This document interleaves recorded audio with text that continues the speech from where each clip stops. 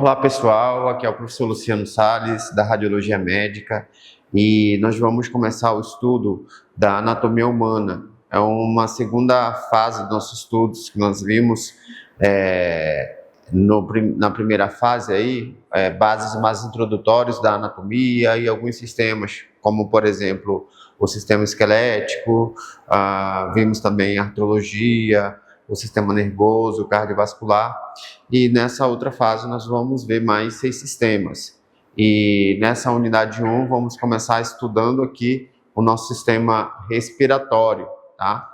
E então o que vem ser o sistema respiratório? O sistema respiratório, ele é um sistema que vem ser composto de alguns órgãos que vem ter a função relacionada à nossa respiração, tá? Então, o que vem ser exatamente esse sistema?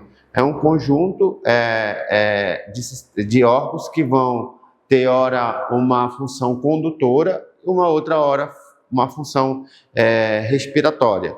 Então, tudo começa aqui pela parte mais superior, onde a gente vai ver a nossa parte nasal aqui, por onde o ar adentra, e aí a gente tem logo em seguida aí na região nasal, as conchas nasais, depois a gente tem a faringe, e aí essa faringe ela é dividida em algumas partes, a nasofaringe, aí depois a gente vê a orofaringe e a laringofaringe. Então, o ar ele adentra pelas cavidades nasais no início da nossa porção condutora.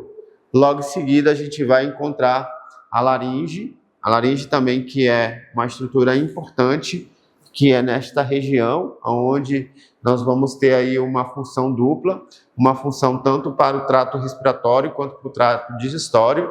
A gente tem aí, exemplo, a epiglote, que a epiglote vai ficar fazendo uma movimentação toda vez que, por exemplo, a gente for respirar, a epiglote vai fechar o canal alimentar e deixar livremente o canal ali respiratório. E quando for, por exemplo, na função digestória, essa epiglote fecha o canal respiratório e deixa livre ali o canal esofágico, que é o canal digestório, tá?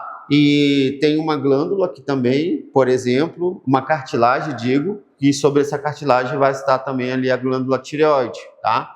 Então aqui a gente tem a faringe, tá? E aí, logo em seguida, a gente tem a traqueia, que é um tubo cheio de anéis fibrocartilaginosos, por dentro composto de um tecido ciliar, e é também uma outra estrutura condutora. Logo em seguida, vou só pegar aqui para vocês verem, logo em seguida, tá? Ela vem descendo aqui, aí tem uma bifurcação. Essa bifurcação é chamada de carina, e aí dá origem aos dois brônquios principais. Esses brônquios principais, eles adentram aos pulmões, e depois eles são nomeados em brônquios lobares, segmentares, e depois eles passam a ser chamados de bronquíolos, e por último depois vem ser chamado de alvéolo, tá? Quando eles adentram, por exemplo, aos pulmões, eles já estão entrando aí na parte basicamente respiratória definitivamente. Então a gente tem aqui na parte respiratória os dois pulmões, pulmão direito, pulmão esquerdo.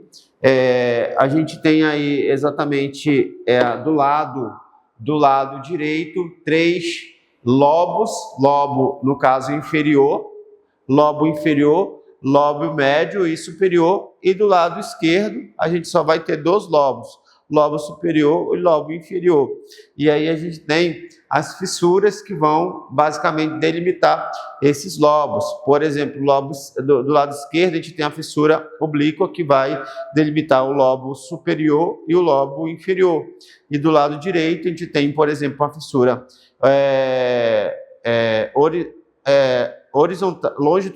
horizontal, e uma oblíqua, tá? E aí a gente tem aí basicamente os 2 pulmões. Anatomicamente, também, ele é descrito na parte superior de ápice, e toda a parte aqui mais de baixo é base, a gente tem aqui a parte de seios ou ângulos, tá? Costofrênico e cardiofrênico, tá? Então, aí o que a gente precisa basicamente saber? Que o tórax é essa região daqui para cima, onde vai justamente alojar esse sistema respiratório, ok? E aí tem exatamente o músculo, que é o músculo diafragmático, que vai fazer essa divisão da parte torácica e da parte abdominal, tá? E, obviamente, esse sistema respiratório, ele é muito importante, porque na parte respiratória mais periférica, que eu vou falar, eu vou chamar isso de alvéolos pulmonares, há o que a gente chama a troca gasosa. O ar que é inspirado, que entra pelas narinas, pela porção condutora, chega até aos alvéolos e lá acontece a troca gasosa. O gás carbônico é trocado pelo oxigênio. Então, a gente tem a oxigenação sanguínea, tá? Num processo chamado de hematose. E aí, esse sangue arterial oxigenado, ele é essencial para manter as demais estruturas do nosso organismo vivas, tá? As células, por exemplo, todos os órgãos que são essenciais, todas as partes do nosso corpo são essenciais e se mantêm vivos por conta do sangue oxigenado que recebe esse oxigênio lá nos alvéolos pulmonares, tá? Então, ele é muito importante, ok? O seu funcionamento normal indica aí uma condição de saúde para o ser humano, ok? Por exemplo, na parte da enfermagem, é comumente feito, por exemplo, técnicas de propedêutica, justamente para verificar se esses pulmões estão funcionando adequadamente. Aí é chamado ausculta, né? Pega o esteto e fica fazendo a ausculta pulmonar para verificar questões de sons e que isso vem representar condições normais desse sistema respiratório, mais precisamente dos pulmões. A gente pode enfatizar agora que muitas patologias podem acometer esse trato respiratório. Não tem muito tempo que a gente teve uma crise muito grande, mundialmente falando, de pandemia, que foi a pandemia aí do Covid, onde a gente teve aí comprometimento, basicamente, do nosso sistema respiratório. E aí, falando de patologias, nós temos diversas outras patologias que podem acometer esse sistema respiratório, dentre elas as pneumonias, tuberculose, atelectasia, até mesmo câncer, enfim. Em questões mais básicas, aí, mais simples, por exemplo, a gente pode ter uma bronquite, uma bronquiolite, enfim, a gente sabe que a gente vive numa região do Brasil onde tudo é muito sazonal, ok? Por exemplo, a gente está agora no segundo semestre do ano, onde a gente fica numa estação mais seca, e aí é comum as pessoas terem também alguns problemas respiratórios, principalmente por conta da baixa umidade, né? Que é comum aqui na nossa região nesse período do ano. Então, assim, o sistema respiratório nada mais é do que tudo isso que foi dito e é muito importante.